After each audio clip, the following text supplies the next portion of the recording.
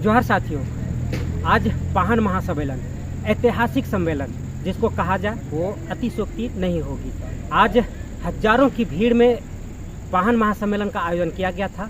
18 प्रखंड से पाहन जो जनजातीय आदिवासियों का धुरी कहा जाता है उसी से रूढ़िवादी प्रथा संपन्न होती है और संचालित होती है। उनको एक सम्मानजनक आज आयोजन किया गया और उनको सम्मानित किया गया। आज जिस तरीके से सम्मान किया गया है उससे उत्साहित लोगों ने बहुत अच्छा कहा कि ये बहुत पहले शुरुआत होनी चाहिए, लेकिन देर आए दुरुस्त आए। आज हमारे साथ अंजलि लड़का जी हैं और फर्स्ट ट्राइब जो पाहन महासम्मेलन का जो शब्द था फर्स्ट ट्राइब, और ये अब आंदोलन हो चुका है, आंदोलन बन चुका है। आज हमारे साथ हैं और ये पाहन महासम्मेलन बहुत ही शांतिपूर्ण और बहुत अच्छे तरीके से संपन्न हो चुकी है। हम जानने की कोशिश करेंगे कि आखिर इस सम्मेलन में क्या प्रस्तावित हुआ और क्या संदेश दिया गया।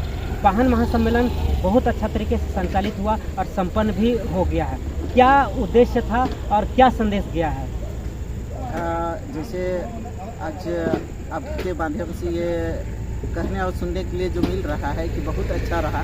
ये नाम ही है पाहन सम्मेलन, मतलब जो हमारे पाहन सम्मेलन में ट्राइब फर्स्ट का नाम दिया है। पाहन बहुत होते हैं लेकिन ट्राइब फर्स्ट मतलब आदिवासी पहला का जो नाम लिया गया है ये एकदम सटीक है, जो कि आदिवासी ही पहला है जो कि रूढ़िवादी परंपरा व्यवस्था को मानता है और उसी के नाम पर आधारित ये ट्राइब फर्स्ट का नाम लिया गया है। और जो आज इतना बढ़िया रूप से संपन्न हुआ है कि जो आदिवासी परंपरा के हिसाब से जो रूढ़िवादी व्यवस्था को मानता है, जो और मानते आया है, जो रूढ़िवादी में जो परंपरा है उसी को निभाते आया है, वही हमारा आदिवासी समाज है। तो ये जो पाहन महासम्मेलन जो फर्स्ट ट्राइब का नाम दिया गया है वो देर नहीं हो गया? काफ़ी संख्या में पाहन अलग विकृत व्यवस्था में चले गए हैं, धर्मांतरित हो गए हैं। अब क्या आवश्यकता पड़ी है जो फर्स्ट ट्राइब के माध्यम से जागरूक करने की? बिल्कुल, आपके कथन के हिसाब से बहुत ही सटीक है कि ये बहुत देर हो चुका है, लेकिन हम कहेंगे देर आए दुरुस्त आए। बहुत कुछ बिगड़ चुका है लेकिन बिगड़ा हुआ चीज़ को भी सुधारा जा सकता है और वो सुधारने का प्रोग्राम ये पहला है कि पाहन सम्मेलन और ट्राइब फर्स्ट के नाम से जो हम लोग प्रोग्राम किए ये रखे हैं, इसलिए कि जो बिगड़े हुए हैं उसको भी सुधार। मानवता है, गलती करता है, गलती करके सुधार भी करता है मानव। इसी को सोच के आधार पे आज हम लोग पाहन सम्मेलन का प्रोग्राम किए और इसका नाम दिए ट्राइब फर्स्ट। तो जो रूढ़िवादी प्रथा नहीं मानते लेकिन अपने आप को आदिवासी और पाहन मानते हैं, क्या उनको लाने की, रूढ़ि प्रथा में लाने की कोशिश की जाएगी पाहन महासम्मेलन के माध्यम से?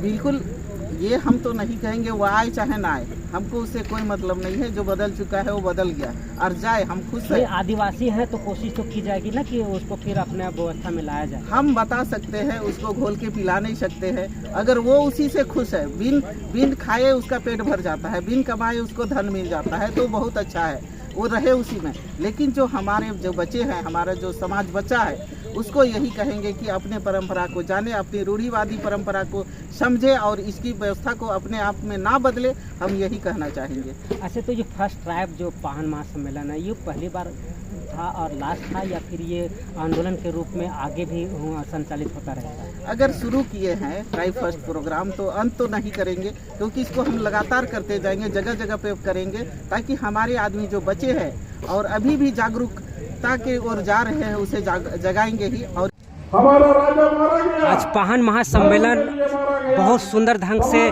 संपन्न हो रहा है, बहुत सारे पाहन आए, क्या कहेंगे? देखिए, हमारे समाज में सबसे पहले पाहनों को सम्मानित देना चाहिए और जिस तरह हमारे समाज के लोगों ने पाहन को दरकिनार करते हुए सम्मान नहीं देते हैं, वो बहुत ही थोड़ा सा होते जा रहा है, उससे दिग्भ्रमित करते जा रहा। अभी धर्म गुरु पैदा हो गए हैं और समाज को दिग्भ्रमित करने के लिए समाज में धर्म गुरु, धर्म बहन और तरह तरह के नाना प्रकार के समाज को दिग्भ्रमित करने वाले लोग प्रार्थना सभा से जुड़कर लोगों को दिग्भ्रमित करते जा रहे हैं। तो अब पाहन महासम्मेलन की क्या जरूरत पड़ी है? पाहन महासम्मेलन करने की आवश्यकता इसलिए है क्योंकि हमारे समाज के लोगों के द्वारा पाहन को तहजीब या सम्मान नहीं देने के कारण ये सब जन जागृति उत्पन्न हो हमारे समाज के बीच। हमारे सबसे पाहन को बहुत ही सम्मानित देना चाहिए, इसलिए पाहन सम्मेलन करने की जरूरत पड़ी। तो बहुत सारा लोग पाहन महासम्मेलन का विरोध कर रहे हैं, का है विरोध करने वाले ये प्रार्थना सभा के लोग हैं जो अपने स्तर से लोगों को गाइड करना चाहते हैं और दिग्भ्रमित करके जो हमारा रूढ़ी प्रथा से उनको भ्रमित करके दूसरी ओर ले जाना चाहते हैं। इस चलते वो विरोध करते आ रहे हैं। तो अब धर्मांतरण लगातार बढ़ रही है। लोग जो भी पढ़ी लिखी लड़की आदिवासी होती है, ईसाई लोग उसके पीछे पड़ के उससे शादी करा के धर्मांतरण कर रहे हैं। तो इसको रोकने के लिए कुछ उपाय सोचे हैं क्या?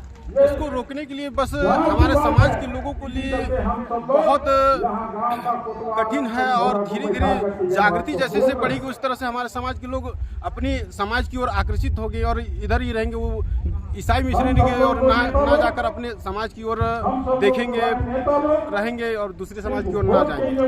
आज जो पाहन महासम्मेलन हुआ है, क्या संदेश देना चाहेंगे वैसे लोगों को जो विरोध कर रहे थे?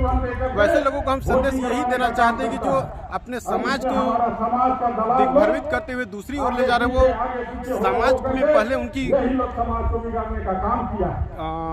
क्या कर रहे हैं क्या नहीं कर रहे हैं उसको देखना पड़ेगा और किस तरह समाज को भेलवा फड़ी की जगह अब सेव से अति भेड़वा फड़ी करवा रहे हैं। तो क्या से क्या नाना प्रकार की दिग्भ्रमित करते जा रहे समाज के लोग।